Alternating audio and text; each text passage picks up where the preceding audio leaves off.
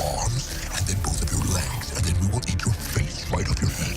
You will be this armless, legless, faceless thing, won't you? Rolling down the street like a turd in the wind. What? Like a turd in the wind. Like a turd in the wind. Mr. Monster, sir, I just want to be sure, before you eat me, I'm like a... Turd in the wind.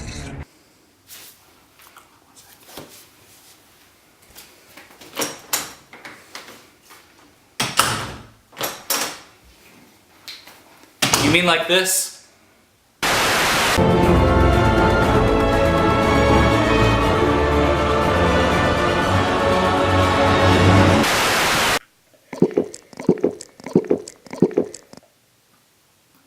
Oh, hello there. So even when the Marvel Cinematic Universe is on its off season, apparently Marvel is still releasing movies. Venom, Spider-Man Into the Spider-Verse, Dark Phoenix, New Mutants. We have a lot of movies coming out for the next few years that are based off of Marvel Comics, but for one reason or another is not related to the MCU. So for that reason, I thought it'd be a great opportunity to go through some of Marvel's old cinematic outings and go through Top 10 Non-MCU Movies. Few things to explain here real quick before we hop into this. First of all, this is all Marvel movies that are not set in the Marvel Cinematic Universe. You're not going to see the Captain America movies, Iron Man, or Thor on this list. And you will be seeing Spider-Man on this list, but not Spider-Man Homecoming because that is set in the Marvel Cinematic Universe. To see my top 10 MCU movies video, click here. Secondly, this list is for non-MCU movies that I've already seen. Contrary to popular belief, I have not seen them all. And lastly, I just want to emphasize that this is my list, my opinions, my personal favorite movies that are not related to the MCU. If you don't agree and you don't see things the way that I see them, that's totally fine. You're entitled to love what you love. In fact, make your own list. I want to see it. We're all Marvel fans here. So with that, let's plunge right ahead into my favorite non-MCU movies. And before I forget, spoilers are ahead. Number 10. So before the Avengers, or Captain America, or Iron Man, or anything in the Marvel Cinematic Universe came out of nowhere, Tobey Maguire's Spider-Man trilogy was rightfully credited as the franchise to really kind of kickstart the whole superhero craze. But before Spider-Man, there was another Marvel icon that had a big screen debut in a really successful fashion, and that was Blade. More specifically, Blade 2. It's violent, it's gory, it has a lot of stylish action, and you have a kick-ass performance from Wesley Snipes playing a badass vampire hunter that gives zero craps over vampire violence and fatalities. And even though it lacks a little more substance compared to some of the other entries on this list, I don't consider that a weakness as much as I consider it just a part of this movie's appeal. It's a vampire movie! Let Blade hunt all the vampires to his desire. Namely, these two idiots. Number 9. So when this movie came out, a lot of people didn't think this was a Marvel movie. A lot of people weren't expecting it to be a Marvel movie. And certainly, I'll be straight up here, I didn't even know it was a Marvel movie. But it is based off of Marvel comic characters. It is based off of a Marvel comic. And to top it all off, Stan Lee has a cameo in there. So therefore, Big Hero 6 definitely deserves a spot on this list. And again, like Blade, I like this movie because, yes, it's a fun movie, but it doesn't feel like a Marvel movie. It's unique, it's funny, it's cute, it's entertaining to Baymax. Not to mention the fantastic balancing act this movie does from switching to a kids movie, to a superhero movie, to an emotional family drama. Psh. Ba-la-la. Number 8. Continuing the trend of Marvel movies that you didn't know were Marvel movies, a lot of people will be thinking I'm cheating on this one because yes, while Stan Lee didn't create these characters, and by and large they're not involved with the larger Marvel universe, their comic book adaptation was produced by Marvel, and furthermore, Marvel Comics shows up on the freaking opening credits. So yeah, Men in Black equals Marvel movie equals number 8 on this list. One of the biggest things I love about this movie is the chemistry between Will Smith and Tommy Lee Jones. I never knew that was something I wanted. Like, The Fresh Prince and Marshall Gerard, how would that work? But these guys are hilarious, man. I love Will Smith's exuberant energy. I love Tommy Lee Jones' dry charisma. And their contrasting personalities just work really well in this wacky, zany kind of science fiction comedy. Now, if you'll do me a favor and look at this, please. Number 7. Now, for a while after the Blade movies came out, there was a negative stigma attached to the R rating in superhero movies. And to be honest, from the movie studio standpoint, I can't really blame them. You're trying to get people to come see your movie, you want to appeal to the whole family so you can bring the kids. You're trying to rake in all the money you can. I can understand that, why they'd want to PG-13 some of these movies. But thank God Deadpool came out of nowhere, just shotgunned that whole idea out of here. It's just like, I can see no horizon underneath the blazing sky. I'll be where the eagles flying higher and higher. Oh, I can make a violent, expletive-filled, genital-joking, R-rated movie and make money at the same time. Eat it, X-Men Origins. The thing I love so much about Deadpool is that he's so irreverent. He gives zero craps about what you think of him. He just goes in guns blazing, sword slicing, F-bombs spewing everywhere, all while saying the most inappropriate jokes you could possibly think of. But hey, to do something different, sometimes you need to push the boundaries a little bit. That Deadpool's a special one, that's for sure. Number 6.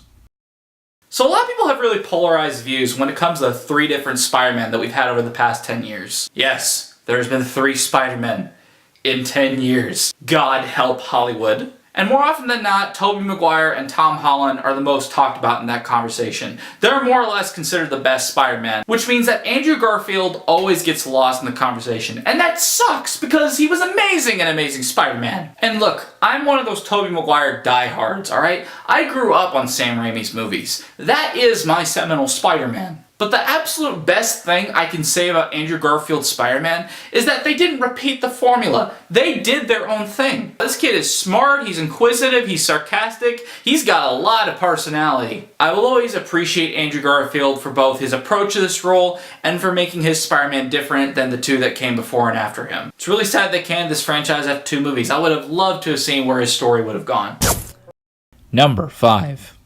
When Bryan Singer released the first X-Men movie in the 2000s, he helped catapult that into a massively successful franchise that's going beyond 10 films now. X-Men showed us the potential for this franchise, but X2 was the first movie to actually reach it. First of all, the action in this movie, oh my god. Literally, I could pick any scene from this movie. It'll be among my favorite moments out of this entire series. They're all here in X2. The White House invasion with Nightcrawler, the X-Mansion raid, and the fight between Wolverine and Deathstrike. It's all here. But what I like about this movie beyond those action scenes is that, like any other good X-Men movie, it balances it with social commentary. Specifically with the aspect that the X-Men have to band together with the Brotherhood of Mutants to take on William Stryker. And I don't want to sound like a deadbeat horse here, but that does remind me of Martin Luther King Jr., Malcolm X, and the civil rights movement as a whole. When movies can excite you like X2 does, that is the pinnacle of popcorn entertainment. But when they can make you think deeper beyond that theatrical experience and give you questions to probe on after you left the theater, the conversation held there is invaluable compared to everything else this movie has to offer. Number 4.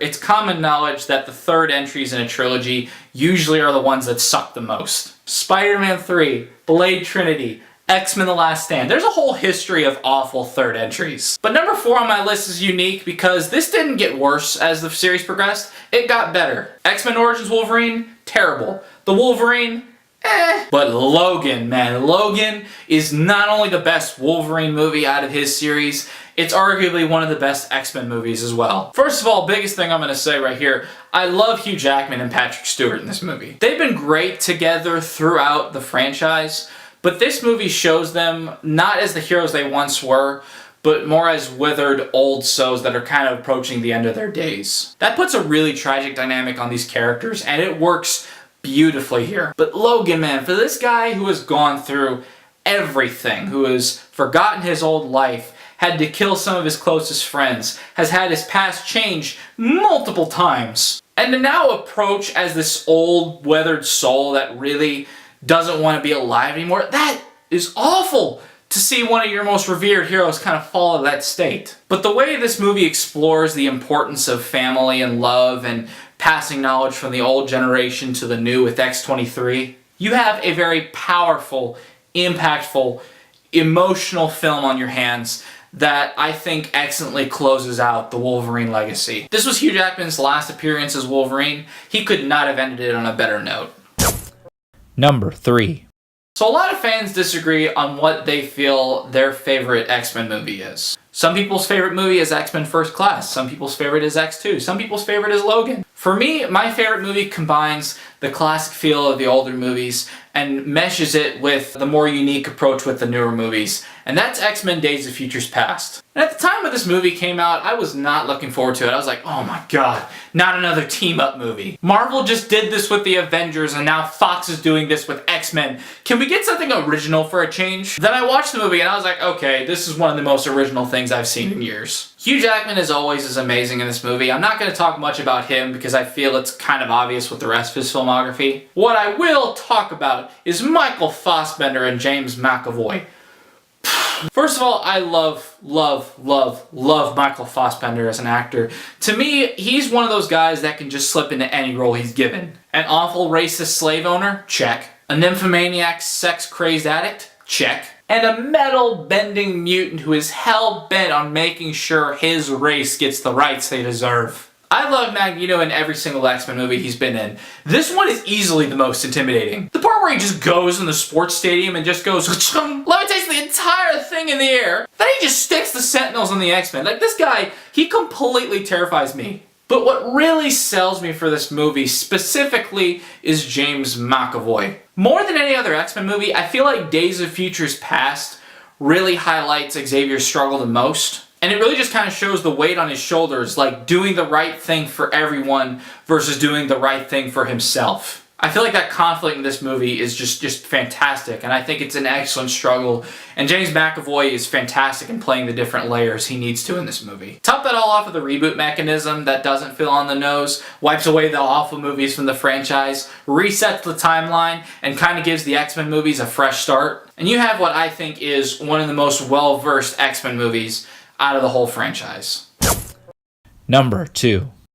I've already mentioned my admiration of Tobey Maguire's Spider-Man multiple times, so I'm not going to beat around the bush. Number 2 is Spider-Man. At the time when this movie was released, a lot of people were not confident that this Spider-Man would do the comic source justice. I mean, shoot, this was the 2000s. They barely just finished making the dinosaurs in Jurassic Park. So how are you going to make a movie about a web-slinging man flying from one building to another and make it look authentic?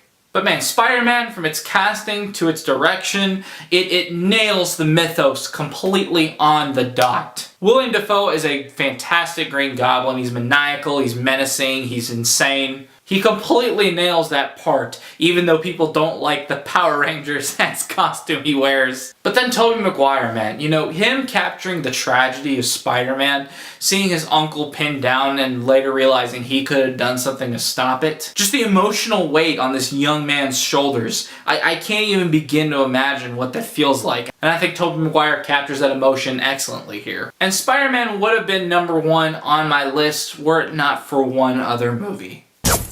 Number 1. My favorite non-MCU movie of all time is without a doubt Spider-Man 2. And really the reasons why I love Spider-Man 2 is many of the same reasons why I love Spider-Man 1. I mean, it has a grounded story, the action scenes are spectacular, Alfred Molina is a fantastic Dr. Octopus, Tobey Maguire is a great Peter Parker and Spider-Man. All of the notes that it needs to hit, it hits perfectly. But what I think really hits the movie home deep for me is what it defines as a hero to us as human beings, not as superheroes. The thing that a lot of these superhero movies skip over is that the decision to become a hero, that's not a small feat. That's a very personal conviction, and I don't think that is an easy decision to make at all. It takes a lot of personal sacrifice and cost to be a hero and do the right thing. And a lot of movies tend to ignore that. Spider-Man 2 does not ignore that. It hits that nail right on the head, and it shows the very personal cost to Peter Parker of what it is to be Spider-Man, and it questions whether it's something that he wants to continue to do. And that distinction is so important because under the mask, you're not Spider-Man, you're just some guy. My favorite line in this movie comes from Aunt May in a moment where Peter and her are talking in her backyard. And she says to Peter, sometimes to do the right thing, you have to give up the thing that you want the most, even our dreams. That sentiment is very prevalent in this movie, and I think that's why so many people relate to it, is because that's a life lesson you can take with you out of the theater. Spider-Man 2 is my favorite Spider-Man movie. It's one of my favorite Marvel movies, and honestly, it's one of my favorite superhero movies of all time. Okay guys, that has been my list. Do you agree with the entries on here? Do you disagree? What would you say is your favorite movie that is not related to the MCU? Whatever you think, comment below, let me know, and as always, like and subscribe if you want to see more videos. Thank you guys for watching, and as always, I'll catch you guys at the movies.